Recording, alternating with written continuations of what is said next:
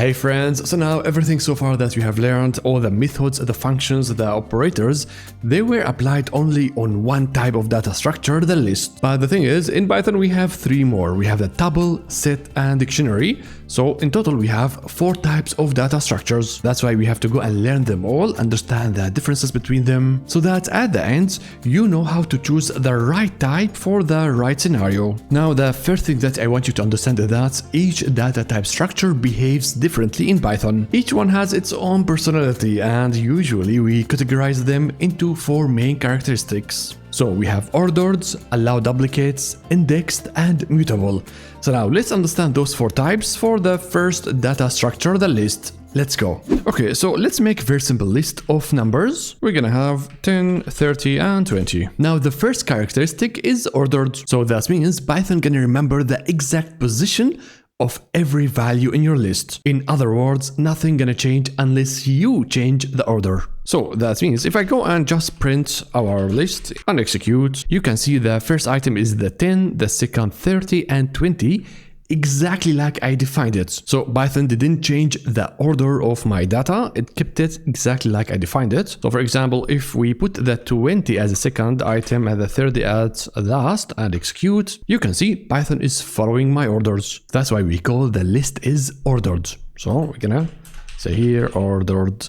Alright, the second one, it's all about duplicates. And in Python, lists allow duplicates, so that means you can store the same value more than once. And Python gonna keep it, it will not remove it. So for example, we have here 10. If I go at the end and add another value 10, it is totally fine. So if you go and execute it, you see in the output, we have the 10 twice. That means it allows duplicates. Now moving on to the third characteristic, we say lists are indexed. So what this means, we can access the values of any list directly using their position number, their index number. And by default, we always start with a 0. So for example, if I would like to go and access the second value, the 30, it is very simple as we learned before. We're gonna use the variable name and then we specify the index number, it's gonna be the 1. So now if I execute it, you can see I'm accessing the value 30. That's why we say it is indexed. I can go and access any value of my list using the index or position number. So far, everything is easy, right? Now to the last one and to the most important characteristic, the lists are mutable. That means after I create a list, I can go and change it, like adding, removing, updating, rearranging the values. I can do whatever I want.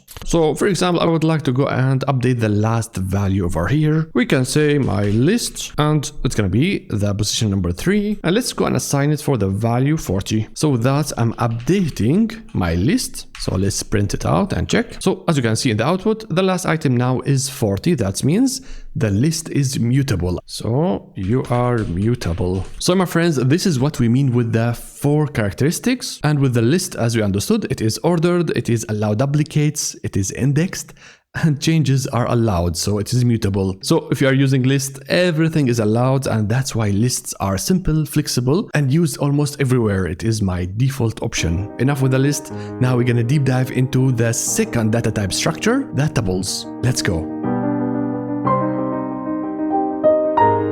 Alright, now my friends, if you are using a list in real projects, you're gonna find out sometimes it is really risky. Like for example, if you are storing the database informations, the database server, the port, the username. Now, if you use a list, what can happen, you're gonna be a little bit scared that anything inside your code might change those values. There is no guarantee. Maybe you or someone else that did something and changed the data. And if this happens, you're gonna lose the connection to the database and everything gonna fail. So for this scenario, we don't go and use a list. Instead, we use a tuple. So what is a tuple? A tuple is an ordered collection that cannot change after creation. So it is very similar to the list, but with one big difference. It is locked. It is frozen for safety reasons. Once you create it, Python will not allow you or anyone else to change it. So it is exactly perfect for this scenario.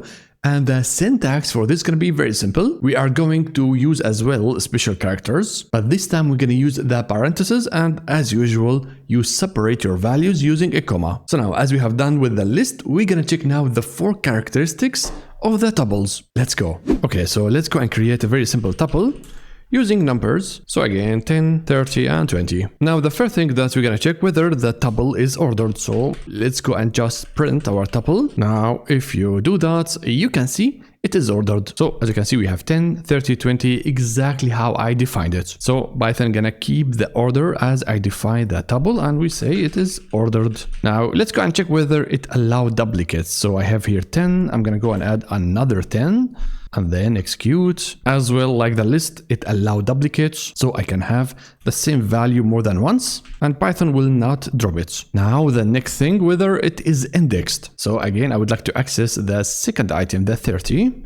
Let's try this out. So my tuple, and the index number gonna be 1. So let's try this out. Again, the same as list. I can access any value using an index number. So we say a tuple is indexed. So far, everything exactly like the list. Now to the fourth characteristic. Can we change something after creating it? So is it mutable? So again, for example, let's go and update the last value. So the 3 to something like 40. Now let's go and execute it. Well, you're gonna get an error because a tuple is immutable. It is totally frozen and Python will not allow you to change anything in the tuple after the creation. I can read it, I can access it, but I cannot go and modify it. So you cannot add anything, you cannot remove or update. So if you go and try any method that we learned with a list, like for example the remove, as you can see it is white because we don't have such a method for that tuple, so it will not work. Or pop, add, all of those stuff are not allowed, and that's why we say a tuple is immutable. You cannot change it. And now you might say, you know what, okay, we don't have methods for the tuple, but I can go and use the functions. Like for example, the sorted, it's gonna go and sort the data like in the list. So let's try this out to sort a tuple, and of course we're gonna go and print it. So let's try this out, and we add this comment here. So let's go and execute. You can see the data is sorted, so we were able to change the data. So we have 10, 10, 20, 30 is ascending. So it is immutable, I can change it. But my friend, this is a list. This is not anymore a tuple. So the output of this function gonna always be a list. You can pass for it, yes, a tuple, but in the output, you're gonna get a list. So you cannot really change anything with the tuple, even sorting the data differently using a function. So this is how the tuple behaves in Python. It is very similar to the list. It is ordered, allow duplicates, it is indexed, but the only big difference here, it is locked, frozen, so you cannot change anything after you create it. So tuple is mutable. And for the use case, you're gonna use it each time you have the feeling that data must be protected. If I use a list, it's gonna be a big risk. That's why in this scenario, you don't use a list and you protect your data using a tuple. All right, no more coffee. So if you like this type of content and you want to support me, then subscribe, like, comment. This can really help to reach nice people like you. So thank you so much for watching, and I will see you in the next video. Bye bye.